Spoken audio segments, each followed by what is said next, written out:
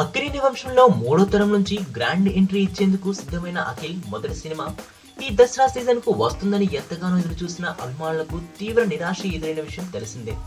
ప్రముఖ దర్శకుడు వివి వినాయక్ దర్శకత్వంలో రూపొందుతున్న ఈ సినిమాను భారీ బడ్జెట్ తో హీరో నితిన్ నిర్మించారు. దసరాకు ఈ సినిమా వచ్చి తీరుతుందని ఆనందంలో ఉండగా చివరి నిమిషంలో వాయిదా పడడంతో Akhil cinema talk of the town గా మారిపోయింది. ఇక అకస్మాత్తుగా సినిమా దసరా సీజన్ నుంచి తప్పుకోవడంతో అభిమానులు ఆందోళన చెందారు.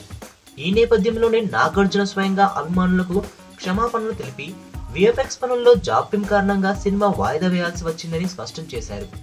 ఇక తాజాగా అఖిల్ కూడా ఇదే విషయాన్ని మరోసారి తెలియజేస్తూ పర్ఫెక్ట్ అవుట్పుట్ కోసం సినిమా టీం కష్టపడుతోందని, ప్రస్తుతం అన్ని పనులు చివరి దశకు చేరాయని తెలిపారు. ఇక ఇంతకాలం సినిమా కోసం ఓపిక్ గా చూసినందుకు ధన్యవాదాలు తెలియజేస్తూ త్వరలోనే సినిమాకు సంబంధించిన రిలీజ్ డేట్ అప్డేట్స్ ని అందిస్తామని స్పష్టం చేశారు.